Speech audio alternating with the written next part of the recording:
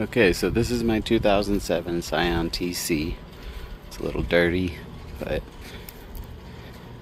rides a little rough, and I love this car, and I have no intention of getting rid of it anytime, so I'm going to give it some TLC, and this will be an entire suspension rebuild along with tie rods and CV axles.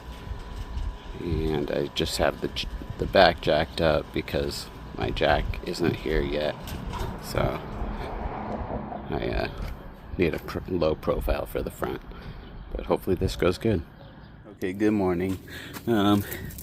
Had to get in here with some rust penetrant and spray down everything because with the rust that's all over, I'm thinking it's going to be pretty rough. The struts are pretty greasy on both sides, so it's definitely time.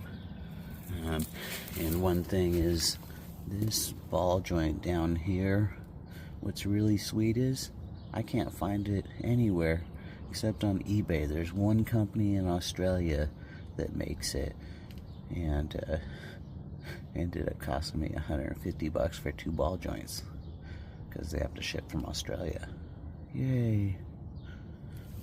And I really had to get back in there underneath to spray, but it's been soaking all night, so hopefully everything shouldn't be too hard to get to. We'll see.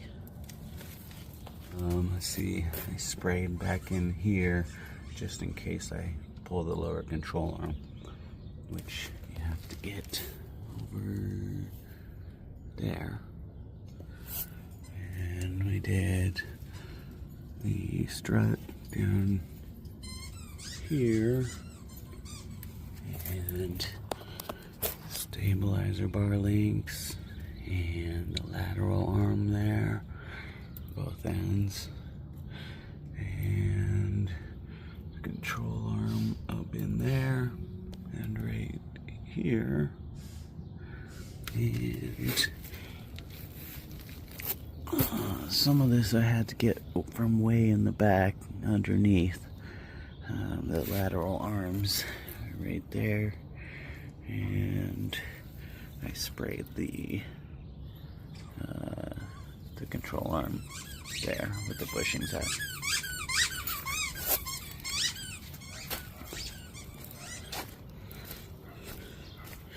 And the same over here.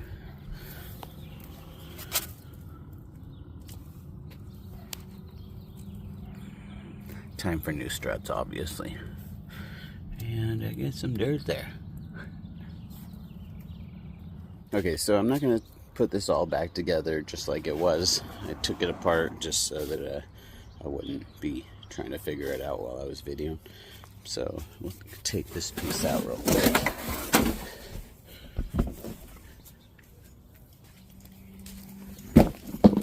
Okay, getting the carpet out is pretty easy, but we'll also pull these guys, and they just pop in. Blocked in here, so this guy just pops up. Just pull up on it and it'll pop up. And then these also will pop up. These little rivets here. It's just a little ball on the bottom that pops in. So take that out. And this guy out.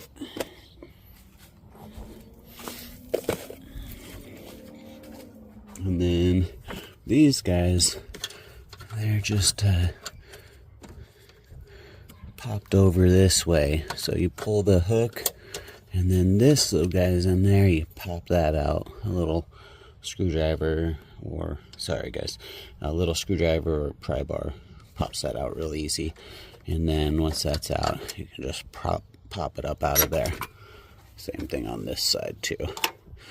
And then you can pop this up. These are kind of clipped in, but you can pop it up. And this bottom one here only has the one rivet in the center, that white rivet. So you just pop it up too.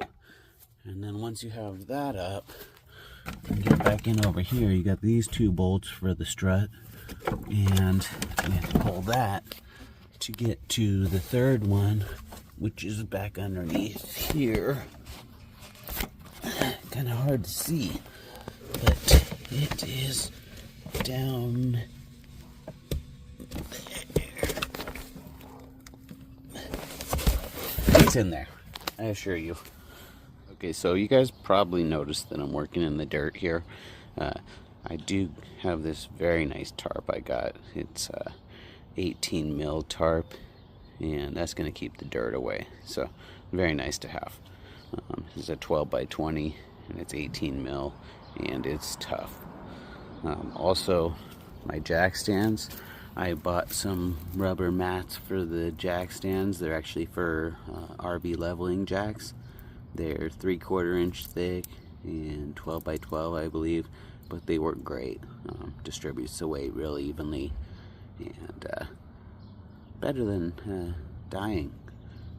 Story about that, one day I nearly did. Working underneath my Explorer, not using jack stands, which was really stupid, and I had it jacked up in the center with a floor jack in the dirt.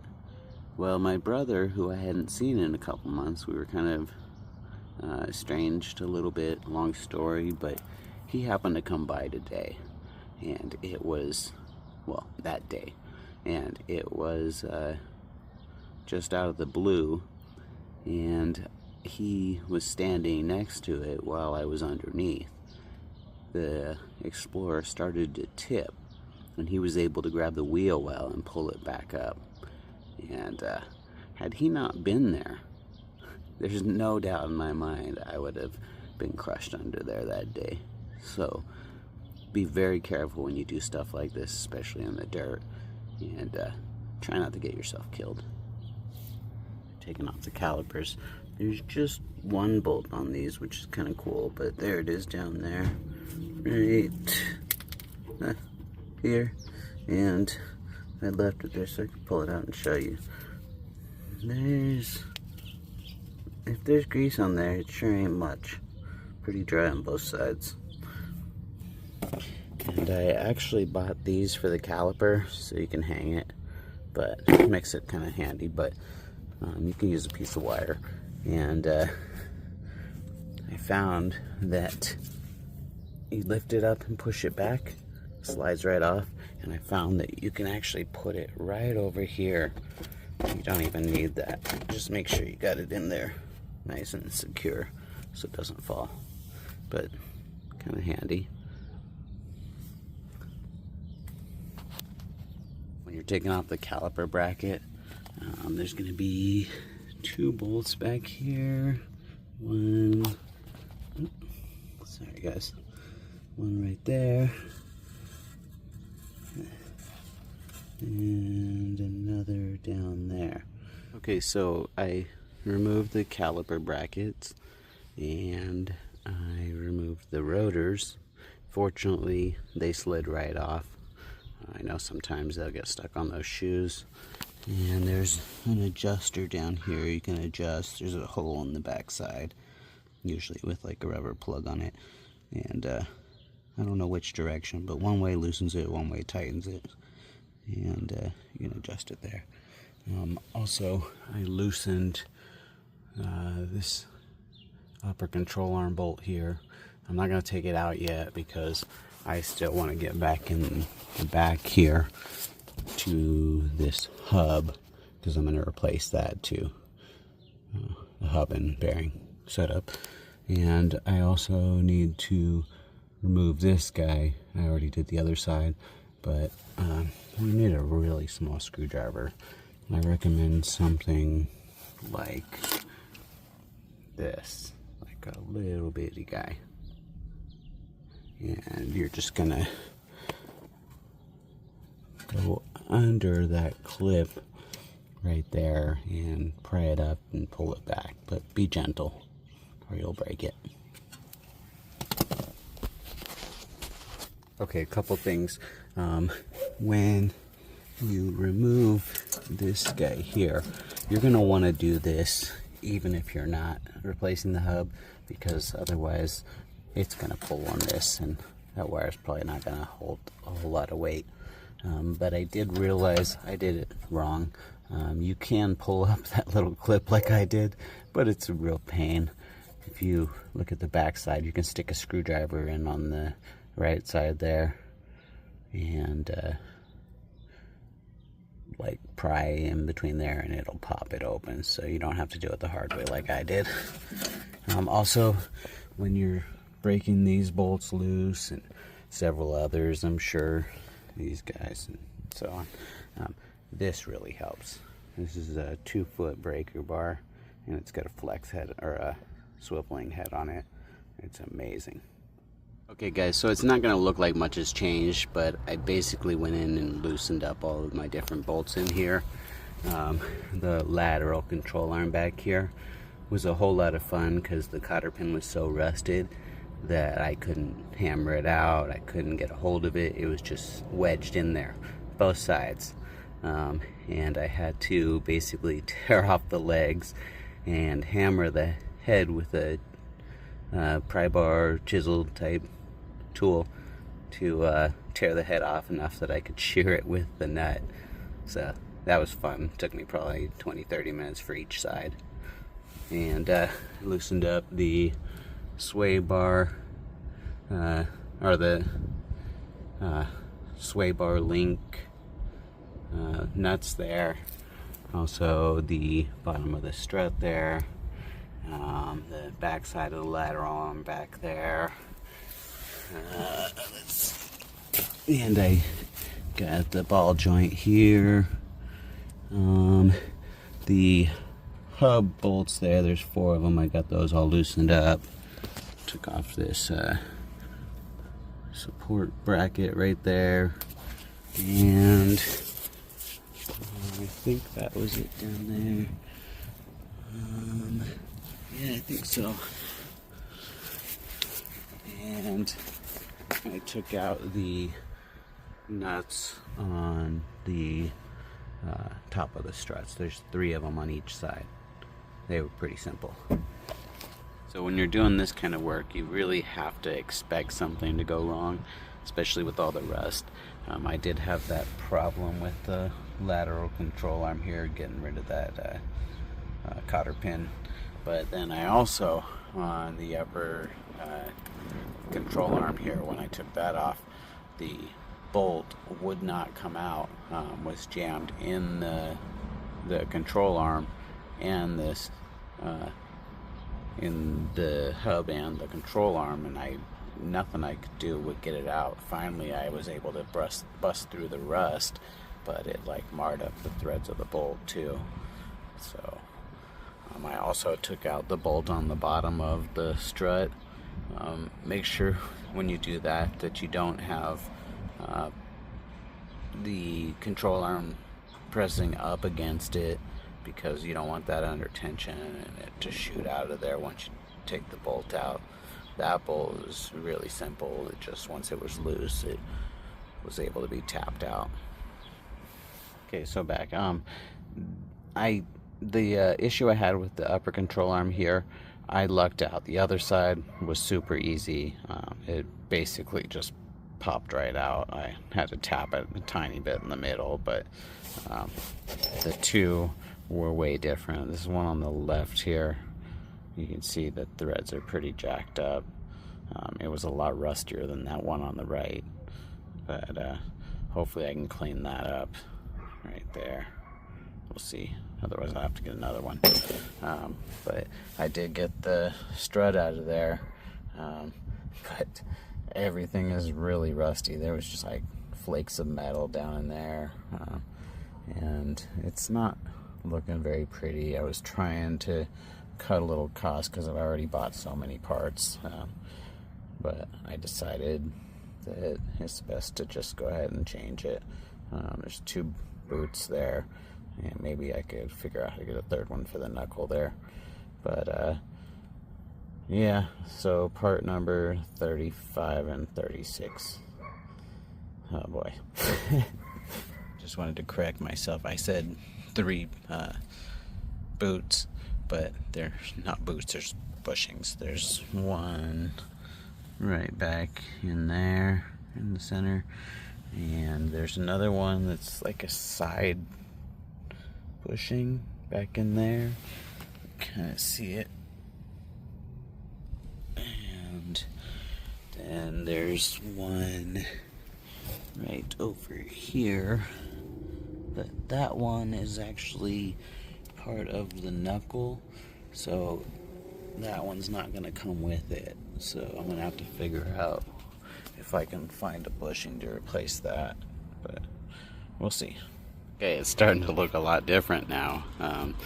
I went ahead and obviously we got the struts out of there, but I went ahead and pulled that upper control arm from back up in there, and of course, what do you know, more rust, and it was jammed up in there. Had to do a bunch of hammering, and this is really nice here because I wasn't able to reach it back here, so I had to put this screwdriver up in there and hammer on the end of the bolt with it, which did not want to stay, obviously, but I managed to get it most of the way. And then on the other end, it had some cam bolts on it, and I was able to pry underneath the cam and get it out of there the rest of the way, but it wasn't that fun. I am having a lot of fun regardless. I took off the stabilizer bar link connection on the top there, and I actually went ahead and pulled the stabilizer bar because it's pretty rusty, and all the stuff's flaking off, so I need to like sand it up and get it painted or something. But anyways, 4 bolts there, 2 on each side, well, 2 nuts, 2 bolts, and then the connection on the stabilizer bar link. It's kind of a weird one. You gotta put the it's kind of hard to see, but you have to put the Allen wrench into the end of it with a wrench already on the outside. Not sure if you can even see that, but yeah, that center hole is an Allen wrench hole. So once you do that, then you can kind of turn them against each other and it'll come off for you. Next thing I think I'm going to do is I'm going to go ahead and pull the lateral control arm back here, or lateral arm, sorry. And I did actually find out that the control arm does not come with this canister bushing over here either, and I cannot find where to get this bushing or this bushing down here, which I don't really like, but I'm not really sure what else to do, so hopefully they'll be okay. We'll see. Okay guys, so I just wanted to show how to use this ball joint separator here. It's not just this one, but you're going to use a similar device at least on all your ball joints, other than, you know, these little tiny guys like the sway bar link, you know. But they're not hard to use. Excuse the shadows and my horrible videography, but this is my first time, so I'm just gonna show you how it works. You're just gonna loosen it up, get it lined up on the top, and then you just tighten it, and it's gonna pop.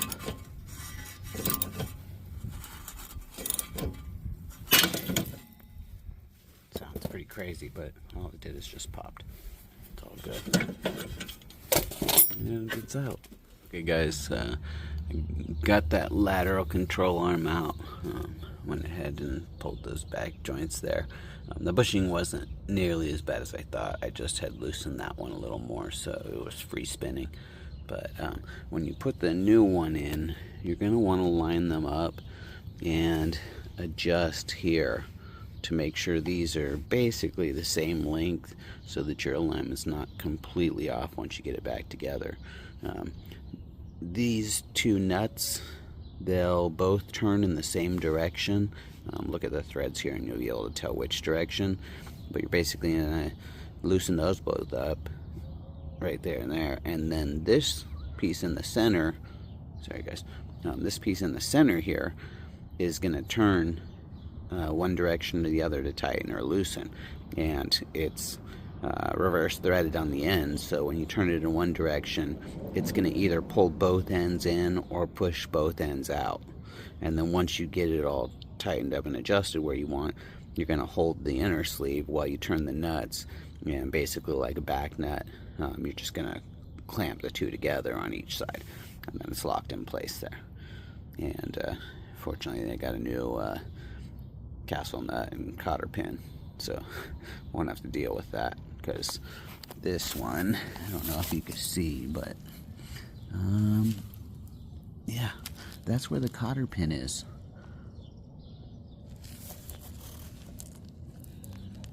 You can tell it wasn't fun to get out of there. Not easy anyway. So I'm going to go ahead and loosen up these bolts on the lower control arm, because I'm going to be changing that out. And I decided, rather than disconnect the e-brake stuff, I'm just going to put the upper control arm back there and raise it up as high as it'll go and tighten the back bolt, and then basically hang the steering knuckle, this whole part, up from that control arm, so that I can work on the bottom end without it in the way. And I'm also going to go ahead, and I got the bolts loosened, so I'm going to go ahead and pull this hub. It looks like I'm just basically going to loosen it up and pull the whole thing out. So I'll get back to you. Oh yeah, one more thing I forgot to mention. The stabilizer bar links, you got to get that bottom end too to change that out, if you're not going to change the control arm. But since I did have a problem with the one on the other side, I really didn't want to come out. And since I'm going to change the control arms, I just decided I'm just going to leave it on there, on the old one, and not worry about that. So I got a bit of a mess here to clean up, so I'll clean that up and get back to you after all this. Quick tip, guys. When I take stuff off, you might notice that I put the bolts either back in or near where they're actually going to go, because you don't want to end up at the end and not know where your screws go. You know, you'll be able to get them in, but then you have to check through a bunch of screws, so it's easier to just keep them where they're going as best you can. It was kind of a lost cause. The metal's kind of pitted up, so I don't want to deal with that. So I found one on eBay, so I bought one for 85 bucks. So there's that. And then I've been hammering. It doesn't want to come out, so I'll let you know. They say you can do it without taking these brakes off, and I could see that you could, but this one's not coming off, so I'm going to take the brakes off so I can bang on the casing back inside there, because hitting it here just is not doing anything. Okay, so I got the brakes off. This is pretty much how they are set up in there. I didn't make a video about how to do the brakes because I'm sure there's a ton of them out there, but that's basically how they're set up in there. Up in here, I did get access into here. It looks like that is like welded into one piece, so that's why it's not coming out. Gotta break some rust free. So more hammering. Still not out. But I did manage to get the e-brake out. And part of the bolt that was holding it in. And I got the cable out. But there's the other part of the bolt. So that'll be fun too. And I'm really not sure what to do here. Okay, so I got annoyed with beating on it in the car, so I pulled it out. Yeah, one thing I would say is don't let people in your work area. The neighbor wanted to help out, so he came over and started spraying penetrating oil around all over the one bushing that I can't find anywhere. So sprayed it off with some multi-purpose cleaner, so hopefully we got it out as best I could. But yeah, don't let people touch your stuff. They mess it up. Okay, you guys miss out on all the fun stuff. So that bolt there has a little bit of rust on it. I had to hammer this one through just like before and break the way through the rust. So good times.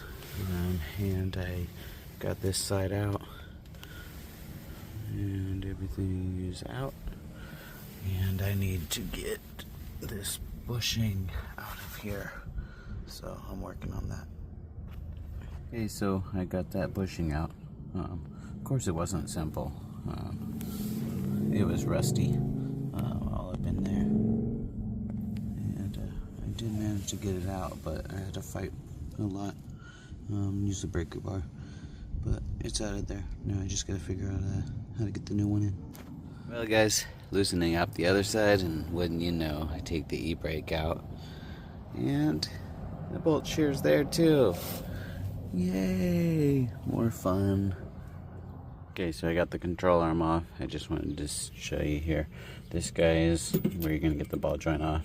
Kind of have to just squeeze it in on the bottom there so that it gets past the boot. Remove loosen the top all the way so that you get above the stud of the ball joint, and then you're just going to tighten it down so that it pushes the stud down and pops it through. It really feels like it's not going to pop when you're doing it, but just keep cranking on it and suddenly it'll snap and it'll be out. But and then this one here, for some reason these bolts have white rust on them, but this one wasn't nearly as bad as the other side, so that was good.